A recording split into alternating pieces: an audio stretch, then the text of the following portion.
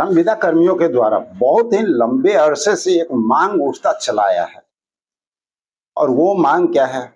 राज्यकर्मी का दर्जा, यानी यूं कहा जाए नियमितीकरण। जिस तरह से सरकारी कर्मचारी होते हैं उस तरह की सारी सुविधा मिलनी चाहिए और इसका मांग जो है लगातार संविदा कर्मियों के द्वारा उठाया गया है। तो साथियों चलिए, अब वो घड़ी समाप्त हुई, अब वो क्षण आ गया है जब ये मनोकामना हमारे जितने भी संविदा कर्मी हैं, आउटसोर्स कर्मचारी हैं, दैनिक वेतनभोगी कर्मचारी हैं, सबों की इच्छा पूरी होने जा रही है। बहुत जल्द आप लोगों का मनोकामना पूर्ण होने जा रहा है। आप लोगों की मांग जो है वो मानी जा रही है। तो इस विषय में बहुत सारी बात निकल करके सामने आ रही है, उस पर सारी चर्चा करेंगे। लेकिन उसके पहले एक बात आप लोग को याद दिलाना चाहते हैं कि बिहार में पटना की गर्दनीबाग में एलआरसी का जो लगातार प्रदर्शन चल रहा है और उस प्रदर्शन के दौरान जो है सरकार काफी सख्त हो गई और सभी लोगों को बर्खास्त कर दिए। तकरीबन 7,480 लोगों को बर्खास्त कर दिया गया है। तो वो भी संविदा कर्मी हैं। अब आप समझ लीजिए कि 7,400 यानी 7,500 के लमसम लोग। अब आप बताइए कि साढ़े 7,000 के परिवारों पे क्या गुजरेगा? उनके परिवार का भरण पालन पोषण कौन करेगा? ये कोई छोटी मोटी बात नहीं है, ये इग्नोर करने वाली बात नहीं है। अगर आप एक संविदा कर्मी हैं, किसी भी डिपार्टमेंट से हैं, कहीं से हैं, तो एक बात जान लीजिए, फूट डालो राज करने वाली शासन।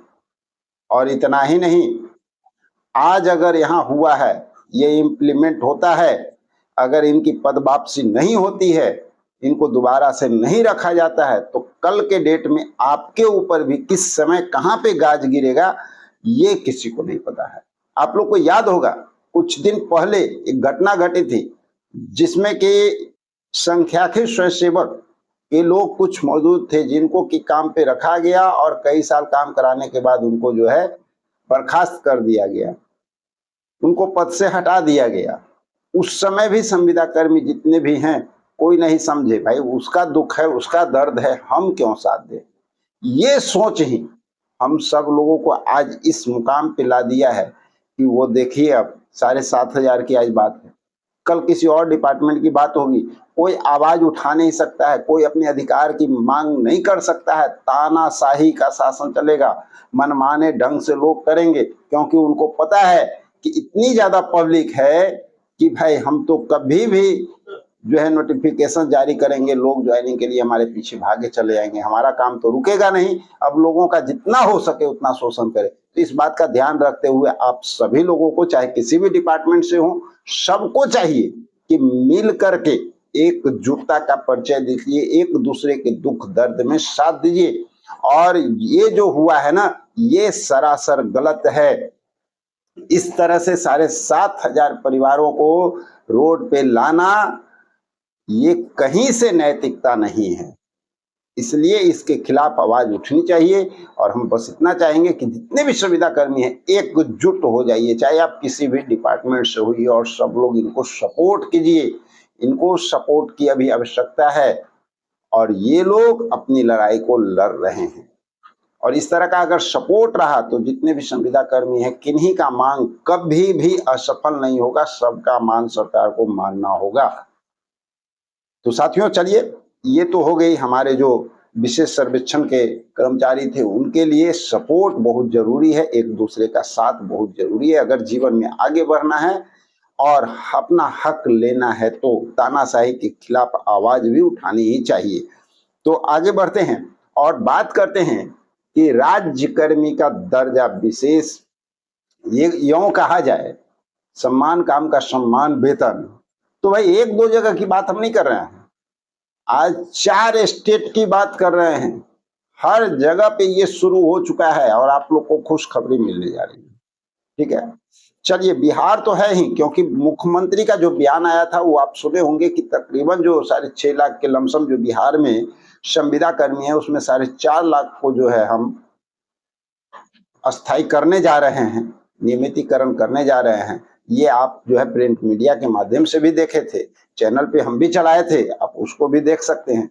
इसके साथ साथ 2 दिन पहले जो कैबिनेट की बैठक हुई है ना यूपी में, वहां पे आउटसोर्स कर्मियों के लिए क्या किया गया है, सेवा निगम का गठन कर दिया गया है और वो सेवा निगम का माध्यम यही बनने जा रहा है नियमितीकरण, किन्हीं के का शोषण नहीं हो, किसी भी आउटसोर्स कर्मी का शोषण नहीं होना चाहिए, दोहन नहीं होना चाहिए, उनको जो है जो सरकारी कर्मचारी हैं उस तरह का मान सम्मान मिलना चाहिए, सब कुछ उस तरह से उनको मिलना चाहिए। ठीक है, अब बात आ जाता है तीसरा और अहम फैसला, सबसे बड़ा फैसला है, आगे बढ़िएगा, अगर वीडियो में बने हैं ना तो और भी अहम फैसले देखने को मिलेंगे। अहम फैसला कौन उठाया है, झारखंड के हमारे जो मुख्यमंत्री हैं इन्होंने तो कमाल कर दिया, इतिहास रच करके रख दिया है। अभी आप स्क्रीन पे देख लीजिए, हेमंत सोरेन सरकार की बहुत बड़ी पहल की गई है, जितने भी संविदा कर्मी हैं वो सभी नियमित होंगे। और यहां पर किया गया है, आप लोगों को तो पता होगा कि हेमंत सोरेन जो है, हेमंत सरकार जो चल रही है झारखंड में, वो एक माई बहनी योजना के तरह वहां भी जो है महिलाओं को 2500 रुपया उनके खाते में जाता है हर मंथ। ठीक है, और ये जो है संविदा कर्मियों के लिए बहुत बड़ी खुशखबरी मिल गया कि भाई आपको नियमितीकरण करने जा रहे हैं और इसकी तैयारी शुरू हो चुकी है। ये कोई हवाई बातें नहीं है, ये सिर्फ न्यूज में देखने वाली बात नहीं है, ये इम्प्लीमेंट हो रहा है। तो झारखंड में कैसे इम्प्लीमेंट हो रहा है थोड़ा इसको भी आप देखिए आगे। यहाँ पर आप देख सकते हैं राज्य सरकार के वित्त विभाग ने ऐसे कर्मचारियों की स्थिति और नियमितीकरण का पर पड़ने वाला जितना भी वित्तीय बोझ का आकलन शुरू कर दिया है। यानी राज्य सरकार हर तरह से जो है शुरू कर दी है तैयारी कि भाई जब इन लोग को नियमितीकरण किया जाएगा तो सरकार पर कितना वित्तीय बोझ आने वाला है, आर्थिक आवश्यकता भी और कितना पड़ेगा। ठीक है, तो ये सारी तैयारी वहां पर शुरू हो चुकी है। दूसरी, यहीं पर आप देखेंगे नियमितीकरण करने के लिए आकलन की जिम्मेदारी भी पदाधिकारियों को दे दिया गया है।